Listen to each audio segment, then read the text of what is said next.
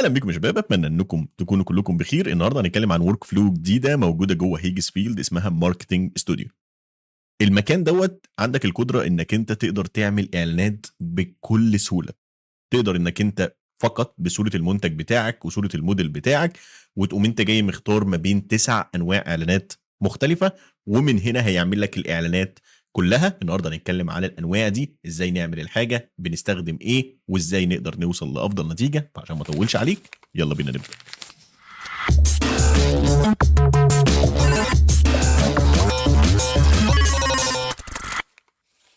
طب يا سيدي، اول حاجه انت هتدخل على اللينك اللي موجود في الديسكريبشن، هيوديك للمكان بتاع الماركتنج ستوديو. ماركتنج ستوديو حاليا يعتبر مكان منفصل تماما عن الويب سايت الاساسي بتاع هيجسفيلد. المشكله الوحيده هنا، ودي اللي هم بيجهزوا لها عشان يظبطوها، ان هم يدمجوا الاسيت لايبراري من هنا وهنا. لكن حاليا انت لو هتيجي تستخدم، انت هتستخدم حاجات انت هتضطر انك انت تحملها عندك على الجهاز وتبدا ترفعها من جديد على ماركت ستوديو. بمعنى ايه؟ دلوقتي لو احنا جينا نشوف احنا اصلا محتاجين ان احنا نعمل ايه، تعال نمسح اللي موجود دلوقتي.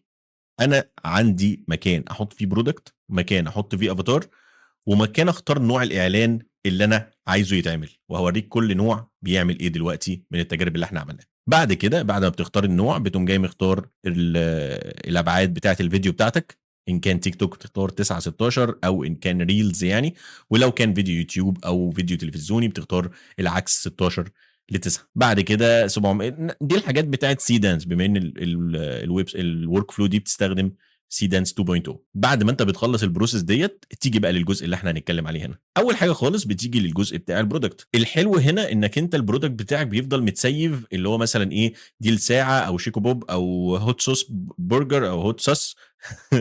فانا الثلاث حاجات دول انا يعتبر ايه عاملهم ومسيفهم، لو انت عايز ترجع لهم في اي وقت وعايز تستخدم. فاحنا مثلا كان المثال بتاعنا بنختار الساعه بتاعتنا اللي موجوده، فبيحطها لك هنا في الريفرنس. بعد كده في الافاتار هو بيجيب لك شويه افاتارز، بس انا عامل افاتار ومسميه احمد. ازاي بتعمله؟ بتدوس على كلمه كرييت افاتار، وتقوم انت جاي دايس على كلمه ابلود ايمج من الصوره دي، هو بيعمل لك الافاتار بتاعك.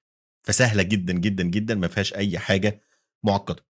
خلاص، فانا بختار احمد برضو هنا، فانا بقى معايا الكاركتر بتاعي ومعايا البرودكت. عشان كده هتلاقي كل الاعلانات هنا نفس الشخص نفس الشخص، ودي احسن حاجه في البروسيس دي كلها. في تريكات وفي حاجات طبعا طلعت كويسه، وفي حاجات ما طلعتش كويسه، في حاجات انا كتبت فيها برومبت ما كانش كويس، وفي حاجات ما كتبتش فيها برومبت خالص طلعت كويسه جدا. تعال نبدا بالمثال الاول بتاعنا.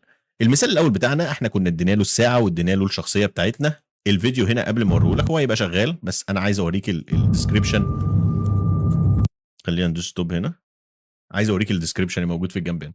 لما انا جيت اخترت حاجه اسمها تي في سبوت. لما انت بتيجي تدوس هنا، ده الجزء بتاع تي في سبوت كان موجود هنا دوت. ماشي، ده بيديك جزء اعلاني شويه. مشكلته الوحيده ان هو ليه نوع من انواع البرودكتس المعينه اللي بتبقى شغاله فيه كويس قوي. الجزء بتاع الساعه هنا كان حلو وكل حاجه، ولكن ما كانش اللي انا عايزه. لان انا بعد كده هوريك ده، واللي هو يعتبر طالع بحاجه اسمها هايبر موشن، ده اللي كان طالع كويس جدا جدا جدا. فتي في سبوت ما بتستخدموش غير منتجات معلبات اكل، حتى بتاعت الشوكولاته اللي فوق ما نفعتش. ماشي، تعال اوريك المثال الاولاني.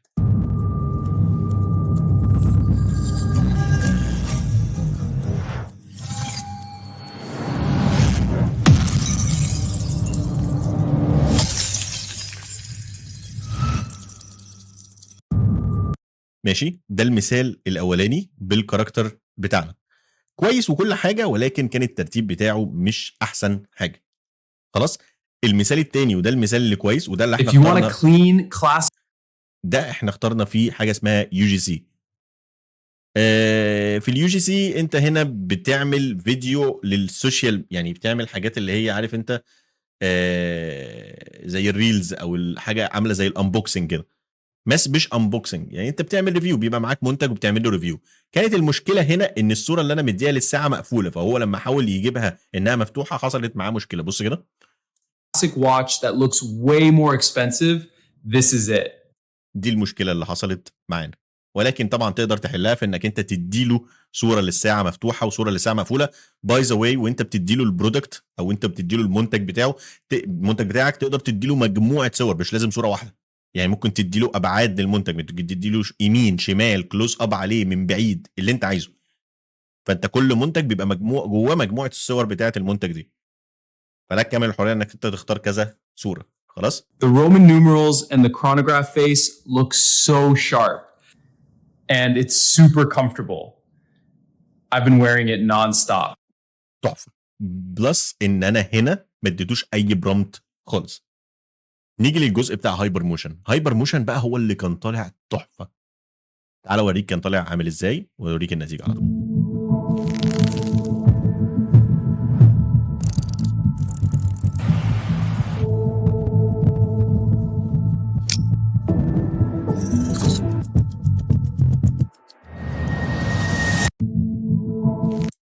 ما فيهوش غلطه. فانا معجب جدا بالستايل ده. الستايل دوت اسمه هايبر موشن اللي هو دوت. بالنسبه للاكل نفس النصيحه اللي قلتها لك في الفيديو اللي فات، لو كواليتي البرودكت او كواليتي الصوره اللي بتديها له شكلها اي اي هتلاقيه مطلع لك النتيجه بتاعه الفيديو كلها اي اي. زي ما انت شفت في الساعه البرودكت نفسها الصوره كانت طالعه كويسه قوي ما كانش فيها مشكله، انما هنا بتاعه البرجر كانت معموله باس دي اكس ال، فالكواليتي بتاع البرجر نفسه كان اي اي جدا. بص النتيجه.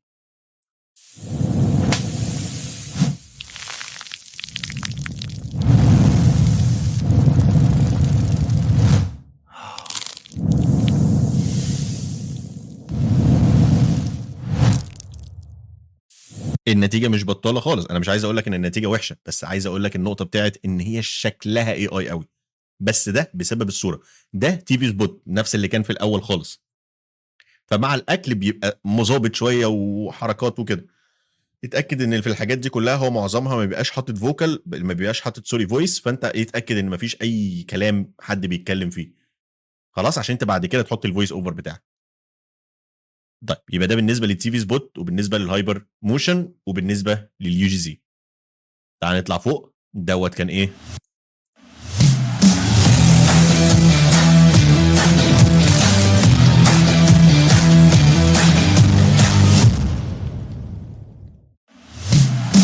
وايلد كارد دوت اكشن شويه، يعني انت لو اديته منتج عايز تعمل فيه اكشن وحركه وكده. تاني ما تنساش ان احنا هنا ما بنكتبش اي برومت خالص.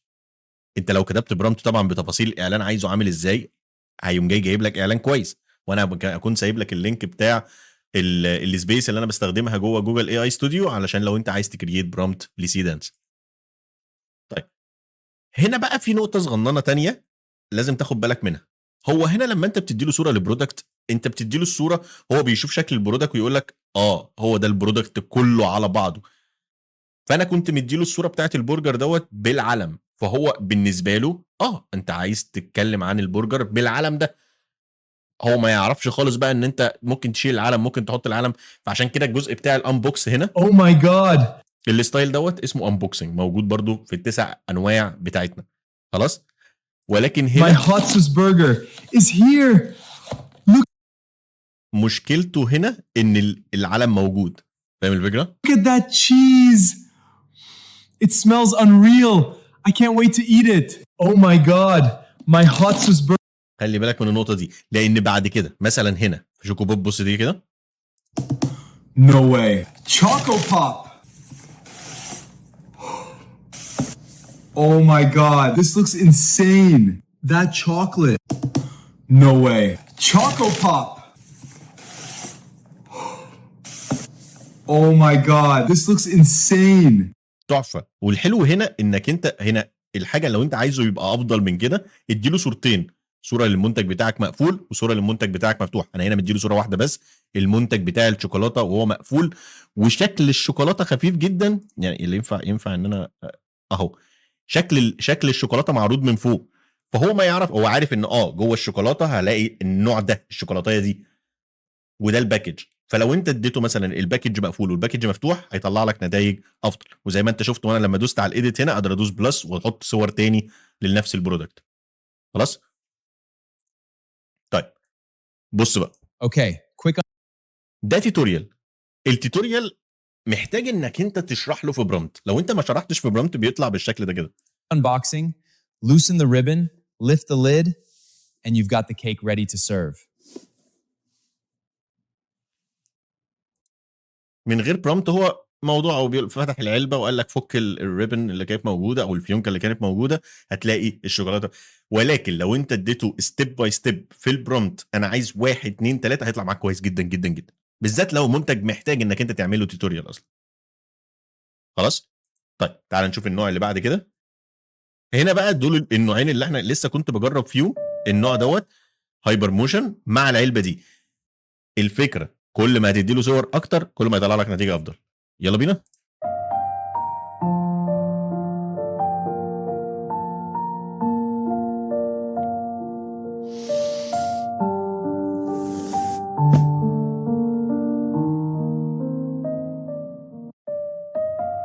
طالع تحفه.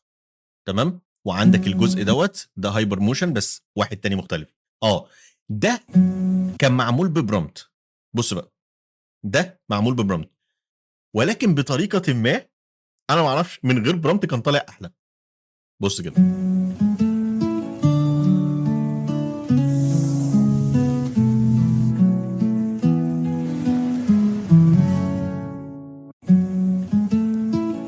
فاهم قصدي؟ حاسس انه طالع مكروت اكتر. واديك شفت البرومت كان مكتوب من جنب مكان ما انا كنت بشاور لك والفيديو شغال كده. طيب هنا انا جربت في هوت صوص وايلد كارد مره كمان بس من غير الكاركتر بتاعنا.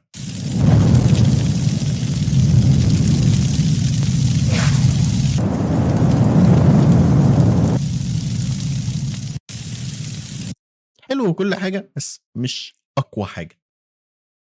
طبعا تقدر تعمل هنا واحد تاني، بس يعني دوت تقدر تعمل ريفيو للبوكس لو انت ضفت كاركتر تاني او لو انت سبته هو يضيف كاركتر من عنده. ده هنا هو ضاف الكاركتر من عنده. خلاص.